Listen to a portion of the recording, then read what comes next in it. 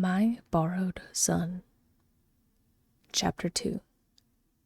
Decisions. Amanda hated this. She hated this whole thing. Curses, she really hated this.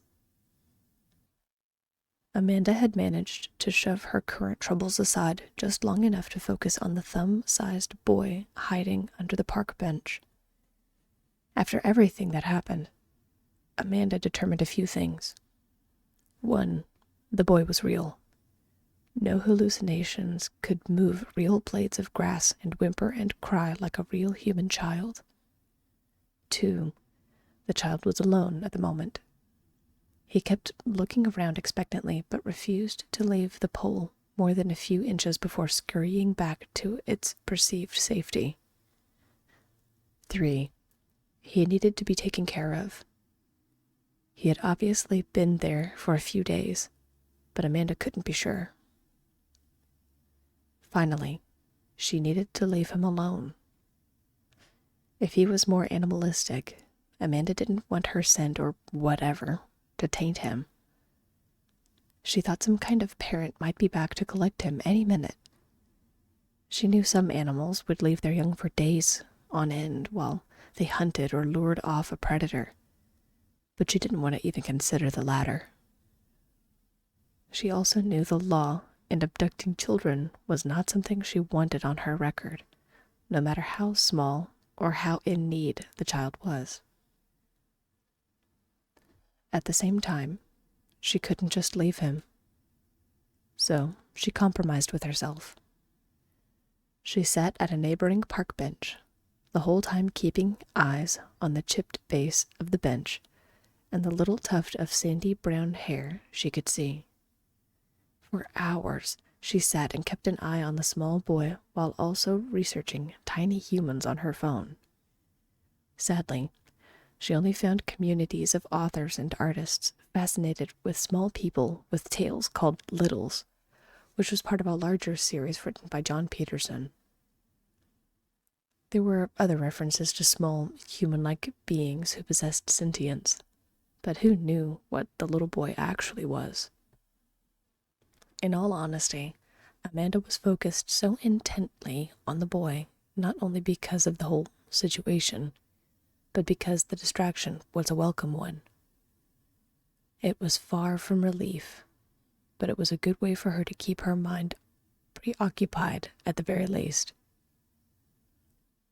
The tension of what to do next with her life and what to do with the boy loomed over her like the impending night.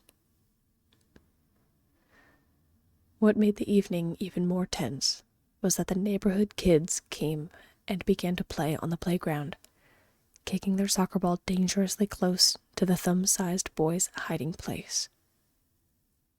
It was on the second time that Amanda moved back and sat on the bench just over the boy's hiding spot that her anxiety began to calm. By the time it was sunset, the children had gone home with their parents and friends, leaving Amanda alone with the boy. Amanda checked again and again, and sure enough, there was the little boy slumped over, barely awake. He had to be so tired. He looked so small and helpless right there, barely sitting upright against the cold metal pole. She looked into his dreary eyes and could see the spark of life draining away with each passing second. Amanda had been won over by her irrational, caring side. Whether the child was abandoned or not, he needed help. Amanda would return the next day with the boy if need be, but he needed help now. Nerves made her hand shake more than she thought as she knelt down and caught the eye of the small boy again. Dark circles were under his eyes, and he barely moved when she pulled the grass blades to the side. He was obviously exhausted to the point where he couldn't even run away anymore. Amanda didn't want to just grab him. He was probably very fragile. At the same time, she didn't want him to run away either. A rough plan was in the forefront of her mind, and she was risking everything on it working. Based on all the fictional pieces she read about the littles, all a human being had to do was reassure the small person, because they really were just little people with mouse tails. And then the small person would trust the human. It seemed ridiculous, but it was the best laid plan that Amanda could come up with in her emotionally exhausted state. So, straining a forced smile, Amanda laid her hand onto the grass in front of the boy a few inches away. He whimpered and curled in on himself, hiding his fear-filled eyes from Amanda. The way he shied away made Amanda think that the boy was bracing himself to be grabbed or pinched. The sight made her heart ache. So she withdrew her hand ever so slightly and smiled again, making sure to appear as non-threatening as possible. "Hey, sweetheart, you're okay. You're safe now, okay? I'm not going to hurt you," said Amanda gently. Was she losing her mind? Was this some sort of acceptance her mind needed to go through to begin recovering from her divorce? The boy's eyes blinked away tears as he looked up at Amanda. "Come on, sweetheart. I won't hurt you. Let's go home," she said. The child looked around but didn't seem to find what he was looking for, and, to Amanda's shock, yielded to her request. He stood shakily, picked up something, and toddled forward until he stood at the tips of Amanda's fingers. She held her breath as she marveled at the child as he glanced from Amanda's hand to her eyes. Amanda felt her features soften involuntarily as she gazed at the boy. "I'll protect you. You don't have to be scared of me," she said tenderly. "Come on. Just step on up, okay?" The sandy-haired boy seemed to glance around once more, looking wearily back toward the bench. Was he looking at something? What was keeping him there?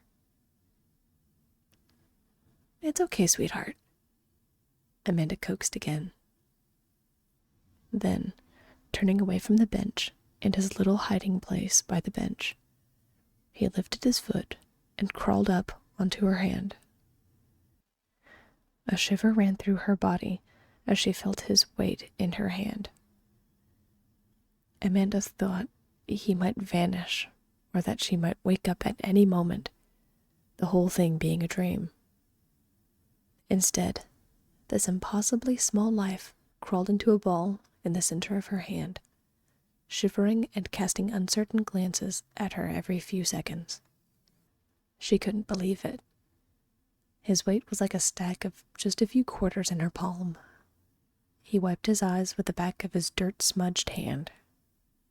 He looked up and met Amanda's gaze once again, making her heart skip the next few beats.